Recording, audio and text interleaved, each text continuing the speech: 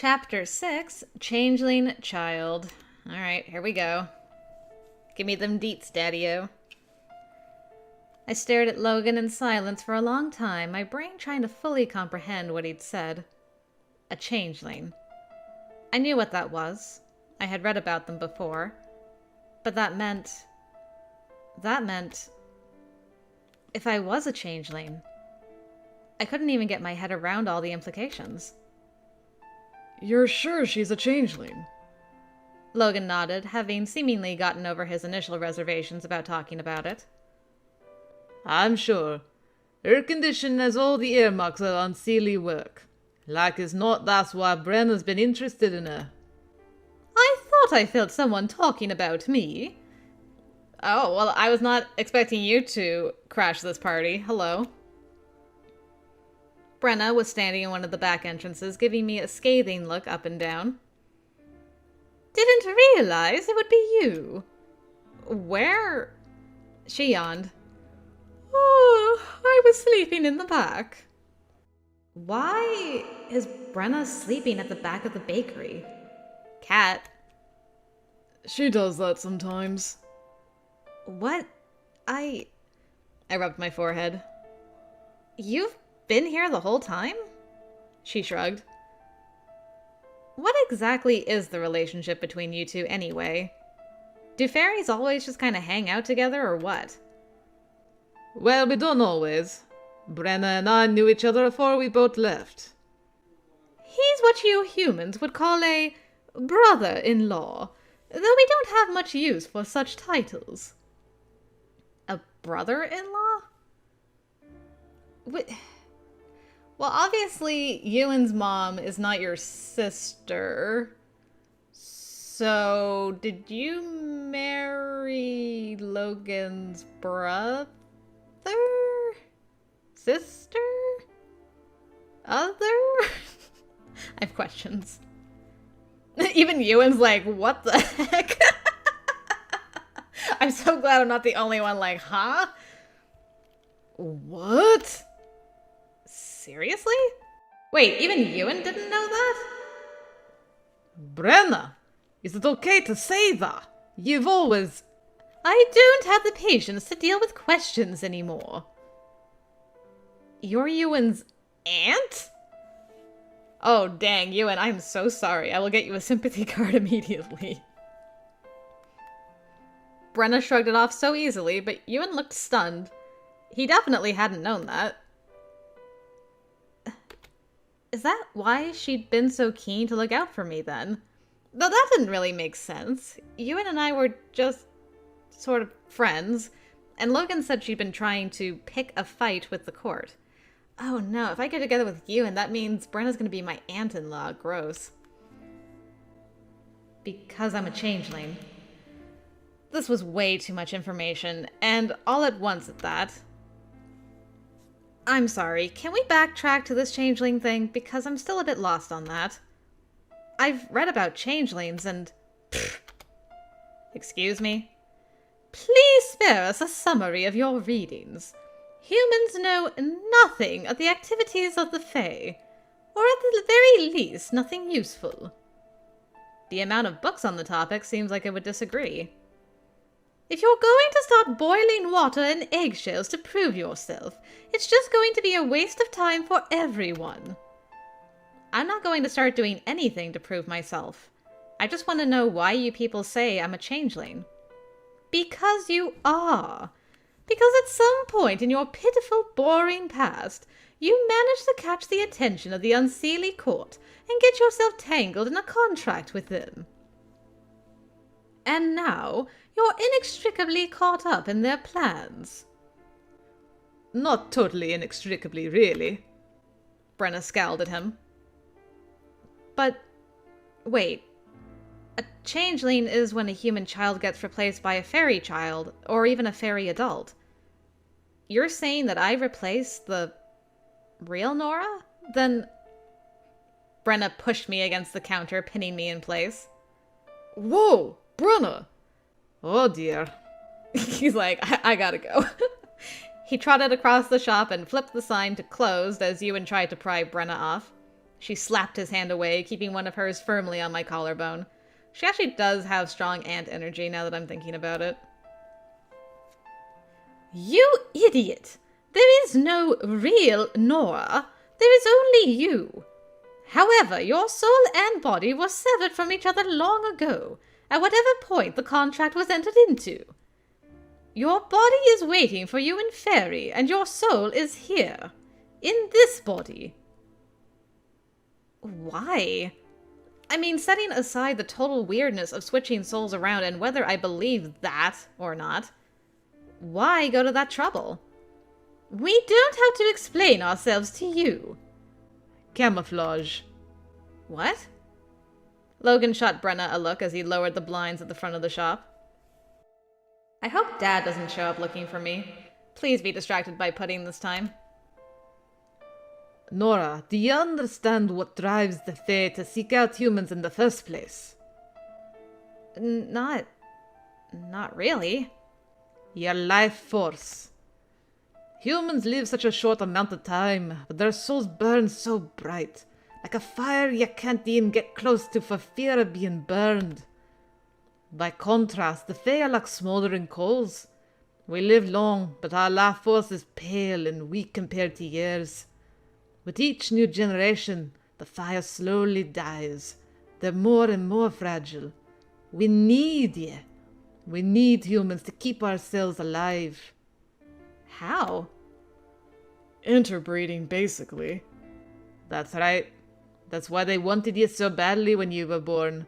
And again when your Fae traits asserted themselves. They wanted Ewan. Wait, Allie said something about that, didn't she? Yeah, Ewan is like primo. For quite a while after after the incident that made us realize I actually was fully Fae, there were a few attempts to drag me off to Fairy. Yeah, I remember Allie did mention that briefly. She didn't really go into much detail. But I'm still struggling to understand how all this relates to me being a changeling and having my soul in a different body or something. Because we struggled to not be discovered. Because humans learned to detect our replacements and they would murder them, raid our hills, curse us until we gave their children back. Children we needed! Children you kidnapped.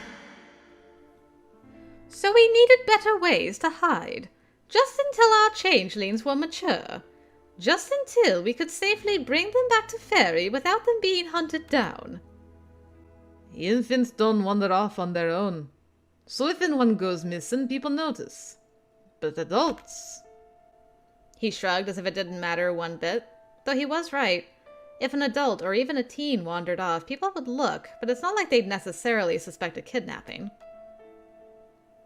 So they stole my body and stuck my soul in a different body to hide the fact that they kidnapped me.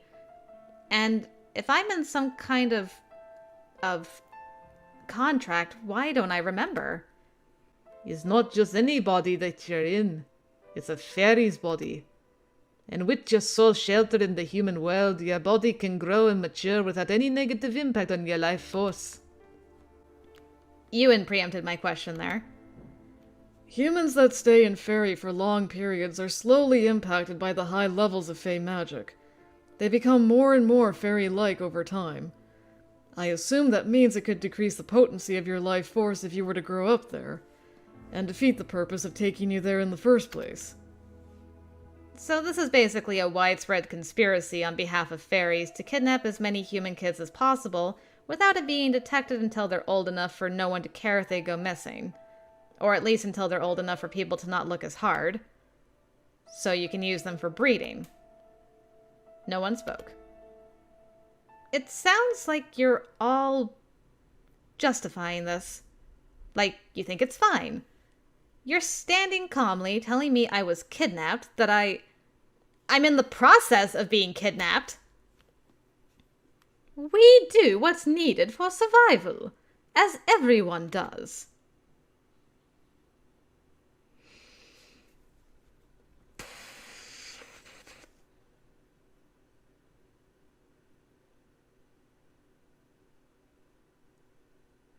Alright, here's my thought process as it's super quiet, which makes me nervous.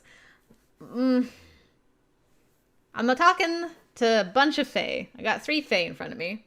I'm also a fae. I could be reasonable. Well, reasonable, quotation marks. Say everyone has a right to survive. But, and I don't mean but as in the but in that choice, but we know that Ewan also has major problems with the fae. Major. He also was not okay with the fae dragging him off to fairy. So I'm thinking maybe exploding would make him feel like, hey, I'm not the only one who's like, this is ridiculous, guys. He's got some very strong feelings about the fae and his fae heritage and basically dislikes him as much as Nora does in the other roots. So I'm kind of leaning towards the top one. Don't know if that's right, but let's go for it. I can't believe you people think this is okay. This isn't okay. Nora. I just snapped. This was too much. And they were just standing there, looking at me calmly, as if it was fine, as if it didn't matter at all. No! I wish I'd never asked. I shoved him out of the way and bolted out of the door and onto the sidewalk, fleeing back to where I'd last seen Dad. Ewan, chase her down with the cake, please. Nora! Nora, wait! I heard him coming after me, but didn't stop, ignoring the people who stared at us as he chased me down the sidewalk. But my stupid legs were no match for his stupid giant stilts. Curse my tiny legs! He caught up in no time, grabbing my arm. Just wait! I tried to drag myself away from him, but he had other ideas. He manhandled me into a nearby alley where, presumably, he thought we could talk uninterrupted. Let go of me! Let go! Please just listen to me! I don't want to listen! Did you know this the whole time? How can you be okay with it? I didn't know, and I'm not okay with it. Of course I'm not. What am I supposed to do now? This isn't something I can fix. They already have me. Or have part of me. Hey, calm down, okay? Just... please. He pulled me to him in a hug that surprised us both. Oh, thank you. We'll figure it out, okay? It's okay. I'm here with you, okay? You're not dealing with this alone. I clutched at him and pressed my face into his chest, frustrated, terrified, and really, really pissed off. By the way, Marc, you could take some notes from this guy about how to deal with a girl who's, you know, understandably emotionally frustrated when she hears some bad news. Not being a total butt about it would be, you know, a good start. And then the hug, also a very good thing. I don't know what to do. I don't even know what all this means. I'm pretty sure we can get my dad to help. Oh, really? How? He seemed pretty okay with the whole thing. Ewan pulled away and shot me a lopsided grin.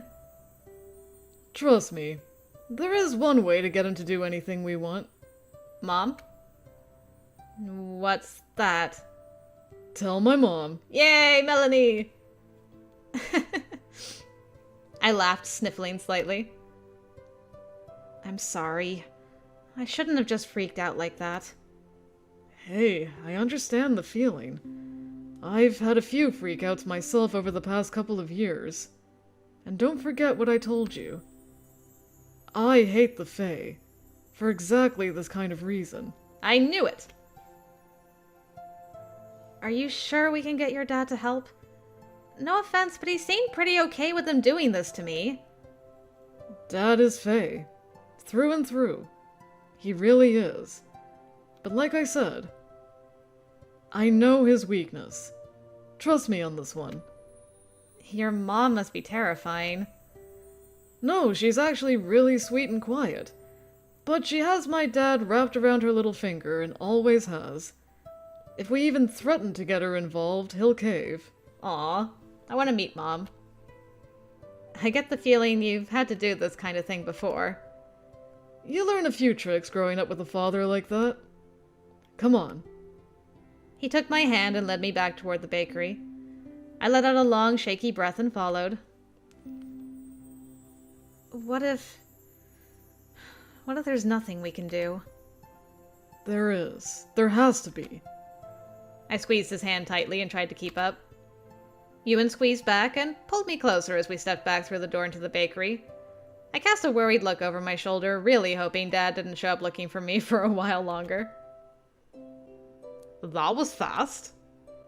So I was thinking, maybe I should go ask Mom what she thinks about all this. The change in Logan's expression was dramatic. Brenna just scoffed, but Logan definitely knew that path spelled his doom or something equally dramatic. He looked around wildly as if Ewan's mom would be summoned at the mere mention of asking her about it. He is so cute. No! No, please don't do that. Please. Then? Well, there are methods. Methods? If you could figure out the terms of your contract. You mean the contract I don't remember because my memories of it were sealed? That contract? There is a ritual. Brenna was silent the entire time. Just watching us, not saying a word. I wasn't sure I liked that at all. When you say ritual, it makes me nervous. Jeez, this started as an errand for cake, and now all this. I was never going on an errand for Dad again. Don't blame your dad for this. It's safe enough. Usually. Usually? You're not doing something unsafe. The entire situation is unsafe by your standards, Ewan. By any reasonable person's standards. We're not reasonable people. We're Fae, and so are you. But you are not. You're human. You don't even belong here in the first place. Well, I am here, and not really because I want to be. So if you don't like it, why don't you help me? Because I don't have to. You've been helping her, come on. Why be coy about it now? You've always been a bit disrespectful, not to mention ungrateful, brat. Ye were looking out for her because of Ewan? Brenna didn't answer, but looked away, still frowning. Her lips had set into a decided pout. If you want to try to break the contract, you should know that it's not easy to do it right. And even if we do it, they may not just easily let you go. Just because we force them to return you, it doesn't mean they won't try to get you back. I'll have to worry about that if and when it happens. Fairies are tricky, little human. You shouldn't trust them too much. Oh, don't worry. I don't trust you as far as I can throw you. But I don't know who else I can turn to. Perhaps we should meet up tonight, then? Why tonight? Why not now? Not really thrilled about having a fairy inside me right now. Technically, you're inside the... No! Stop. I am not in the mood for technicalities. I'm here against my will, whether I'm in her body or she's in mine. I kind of feel like I'm about to have some creepy alien bursting out of my chest. I'm not okay with it. Aren't you here in town with your father? Yes. You understand that with this ritual, the fairy whose body you're inside of is going to have to go back. And your body will be returned. This is just a guess, but I'm assuming you won't be returned here. Obviously, they'll return her back to the place they took her from. That's what's fair. None of this is fair in the first place. Let's just brew up some foxglove tea and dump it on her head. Enough, Brenna. We don't want to kill the girl. Kill me? Oh, don't be such a crybaby. The risk is minimal. You've killed us with that foxglove thing once before, Brenna. Easy for you to say when the risk is for me, not you. If you think there's no risk at all to us, you're mistaken. We're both exiles, after all. We've managed to live peacefully so far, but that does not mean they'll turn a blind eye even we cross them. We'd be fooling ourselves to think they don't keep an eye on us. He shot a quick glance Ewan's way. And those we love. They can do what they like. I don't... Ye don't have a wife and child, dear. I'm hardly a child. You are a child. You are both children. Logan just sighed, and for the first time I realized this wasn't just about me. Ugh. I hadn't really thought about the fact they might be taking a risk by telling me all this. Or by helping me. I didn't like that, but I also didn't like the thought of being kidnapped by fairy body snatchers. There's a time for these things, Nora. The ritual needs to be performed at night. Otherwise it could be dangerous. Unless you want to... Die? Yeah, not a big fan of dying either. Is there somewhere we can use near your home? The woods nearby, maybe. We'll ensure the Fae return you somewhere near where you live now, then. And I guess we'll spend the rest of the day getting the things we need. Come on. I'll walk you out for now. We can go find your father. Oh, the cake. I need to pay for that still. Wasn't really in the mood for cake anymore, but Dad would ask where it was, and my head was too muddled to come up with excuses. Logan tipped his head to the side, smiling. You don't have to pay for it. It's on the house. Ewan slammed his hand on the counter, glaring. She has to pay, Dad. Enough of this. Whoa. What's his deal? He sighed and looked down at me. Don't accept things from any fairy for free. Ever. Right.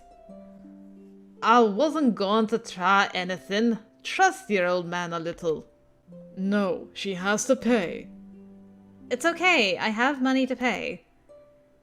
We took care of that quickly, and I left still feeling a bit numb. Poor Ewan, he really has to wrangle his dad around. You okay? Oh, sure.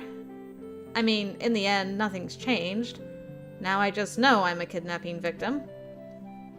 But hey, I'm already planning my daring escape, so it's fine. Ewan caught my arm, looking down at me seriously. Nora, you need to take this seriously. This isn't some kidnapping. This is a fake contract. And breaking it isn't a simple thing. I do know that. And it's okay to be upset about it. Honestly, I'm not sure how to react. More than anything, I'm just confused. There are so many working parts to this. When did it happen? How? Why? How does this fit in with all the things that have happened to me? The disappearances? What were those? The first one was when I was 9. If it was that, then why did I disappear again when I was 12? If it happened before either of those things, then when? And what were those disappearances? They have to be connected. If the disappearances were this fairy whose body I'm in trying to get home or something, why didn't she make it? She had more than enough time. And what does this mean for my current sleepwalking? I feel like I have even more unanswered questions now than I did before. Sometimes it's better not to ask too many questions when it comes to Fae. No, I need answers. Remember, I'm not the only one that's been affected by this. My brother was blinded because of that last disappearance. I'm not researching this just for fun. I want to help him. You know, that may not be possible. But I'm going to try. Especially if what happened to him was because of me. I'll help if I can. We'll get it figured out. Aw, that's nice. I'm glad to see not all fairies are jerks. I mean, you don't have to agree, and I'm not saying all fae are trustworthy saints, but you're also fae, so... I flushed and looked away. Ewan hesitantly reached toward me, turning my head back to him as he tucked my hair behind my ear. I guess I'm glad to hear you feel that way. Well, I wasn't sure about you for a while, but I guess you're okay. Don't get full of yourself. I definitely wasn't sure about you either for a while. Hey, there's nothing wrong with me at all. Well, once you get used to that smart mouth of yours, you're not that bad. I made a face at him. I'll text you tonight when we're ready. And I'll be waiting for you when you're able to sneak out, okay? Sure. He left me there finally, and I went to track down my father to make sure he'd kept the bargain and hadn't gone on any weird pudding rampages again. I mean, hopefully he did, because he was gone forever. The rest of the day was a bit weird. I spent it just trying to go through everything that had happened, trying to sort through it all. In the end, there wasn't a whole lot I could figure out on my own. The best I was able to do was make a sort of timeline of the events I knew had happened. What I couldn't work into it was where this changeling thing fit in. The most logical conclusion was that it had happened before my first disappearance. Not only because my second disappearance didn't make sense if it had happened during the first, and the first didn't make sense if it happened during the second, but also because fairies usually took fairly young children. Which meant it made more sense if it had happened prior to 9 years old. But when? That was the big question. I spent most of the afternoon trying to remember anything from my early childhood that might give any hints. Apparently, I was trying too hard, because I just ended up with a major headache and had to spend the evening trying to sleep it off so I'd be ready for sneaking out at night. Intentionally this time. Ugh. I hate this. It felt like forever before my family finally went to sleep. Finally, slow footsteps made their way up the stairs and down the hall. There was the clicking on and off of light switches, the scuff of Spencer's socks on the floor. I heard his door shut, and a strip of light appeared under the door of the bathroom. Spencer's shadow moved back and forth as he brushed his teeth, then headed for bed. The light flickered off, and the house went dark and silent. My phone lit up close to midnight, Ewan telling me they were ready. I waited another half hour to ensure everyone had fallen asleep before I tried to leave. I slid off the bed and grabbed my jacket. I also grabbed a pair of tennis shoes I'd left out just for this. Shoes and jacket in hand, I eased my door open and slipped down the hall. If anyone caught me, I was going to use the excuse that I was just getting some fresh air because I couldn't sleep. It wasn't a school night, so it should be fine. Mom probably wouldn't question it.